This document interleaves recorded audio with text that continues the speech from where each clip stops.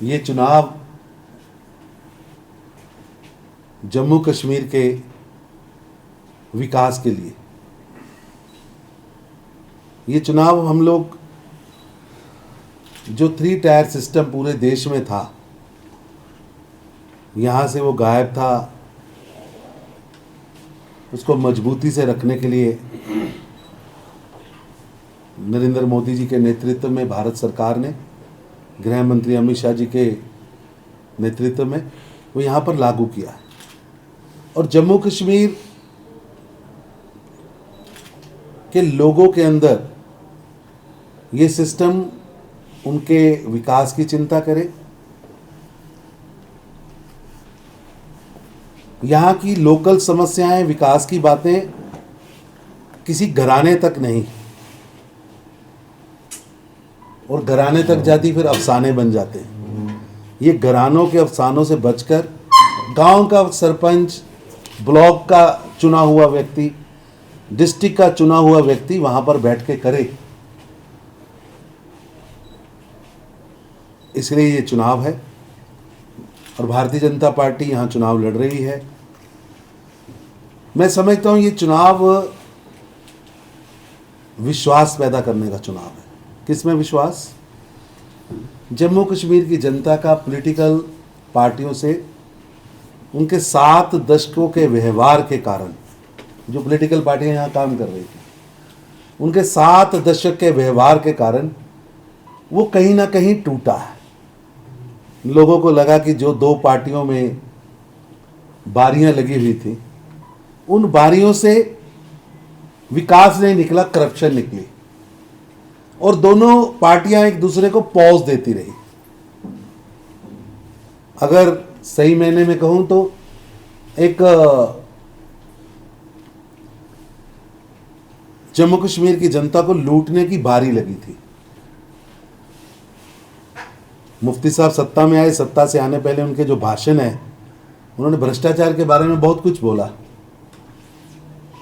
लेकिन एनसी की सरकार के खिलाफ एक कदम भी नहीं उठाया, किसी की जांच भी नहीं की। ये 7 दशकों से यहाँ की जनता जिन चेहरों को देख रही है, उनसे उब चुकी है। और आप देखिए कि डायनेस्टी रूल है। अब्दुल्ला एंड सन्स काम कर रहा है। शेख अब्दुल्ला जी थे, फारूक साहब आए, उमर साहब आए, शायद कोई अगला छोटू अब्दुल्ला भी आएगा। ये उनके घर का मसला है। लेकिन जम्मू कश्मीर की जनता को चॉइस क्या है इसके सामने? मुफ्ती एंड सन्स। अब ये जो शाही दवाखाने थे, जनता उससे बाहर आना चाहती है। अब जम्मू कश्मीर का नेतृत्व को जम्मू कश्मीर का आम नागरिक करे, आम किसी गांव से, बारामूला से, अनंतनाग से, किसी एक छोटे से क्षेत्र से निकल कर आके करे, ये सपना भी उसने कभी नहीं देखा। क्योंकि अगर पॉलिटिक्स में रहना है तो उनको इन 2 परिवारों की पालों में ही खड़ा होना पड़ेगा।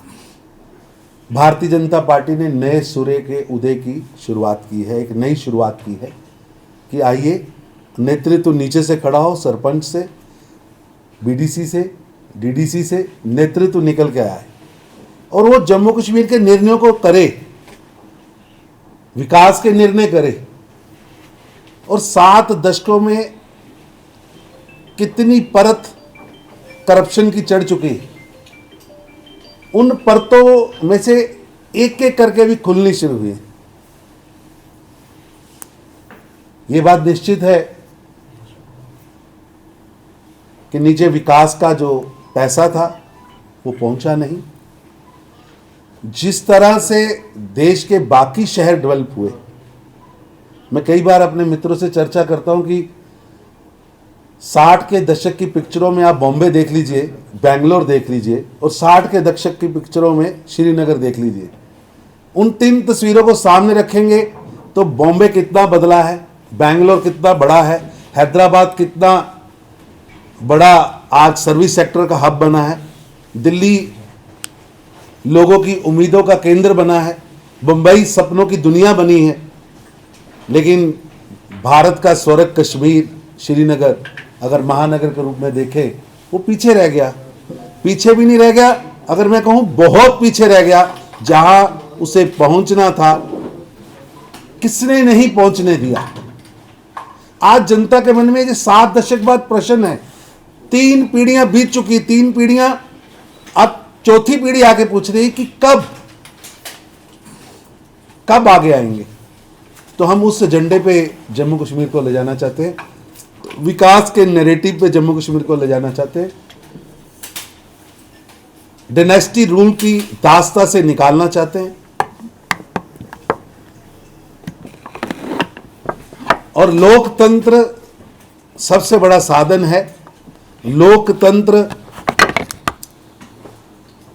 सत्ता में निर्णय लेने की ताकत देता है। ये भाव और ये भावना जम्मू कश्मीर की जनता ने पिछले लगातार जो पोलिंग हो रही है उसके अंदर उनकी परसेंटेज, इतनी बड़ी तादाद में वोट करना, ये सब दिखा रहा है कि जनता ने अपना एजेंडा बदला है। और जनता, जम्मू कश्मीर की जनता अब डायनेस्टी रूल, जम्मू कश्मीर की जनता अब परिवारवाद, जम्मू कश्मीर की जनता शाही दवाखानों से निकलकर, 1-2 परिवारों से निकलकर अपने हाथों में निर्णय की ताकत लेना चाहती है।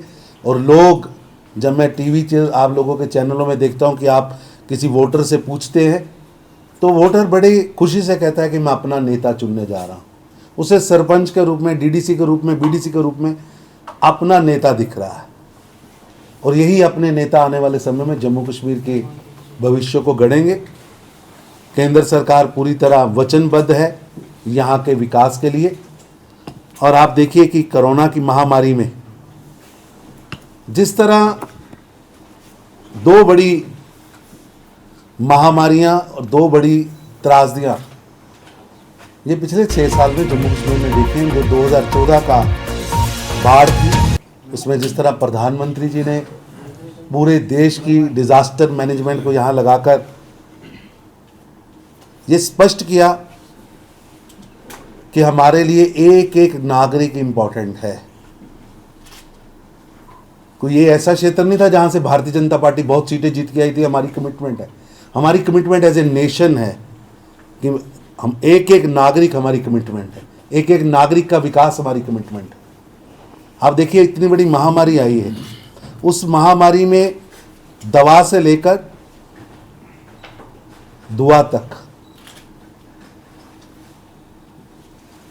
8 महीने का राशन पहुंचाने की बात हो या 500 रुपया प्रति बेटी के अकाउंट में डालने की बात हो, फ्री रसोई गैस देने की बात हो या 2-2 हज़ार रुपये की पेंशन फार्मर्स के अकाउंट में डालने की बात हो। और एक इन सब के अंदर या 6 साल के हमारे विकास की जो गाथा है कि 10 करोड़ से ज़्यादा शौचालय बने, तो दरवाजा खटखटाकर ये नहीं पूछा कि आप किस कास्ट से हो, किस रीजन से हो, किस संप्रदाय से हो, किस जाति से हो, किस धर्म से हो। हमने ये सिद्ध करके दिखाया कि जो प्रधानमंत्री श्री नरेंद्र मोदी जी का ध्येय वाक्य था, सबका साथ सबका विकास, वो सबका साथ सबका विकास करके दिखाया है। अगर 10 करोड़ की लिस्ट निकालेंगे तो कहीं भी उसमें कॉलम नहीं है कि आप किस वर्ग से हो।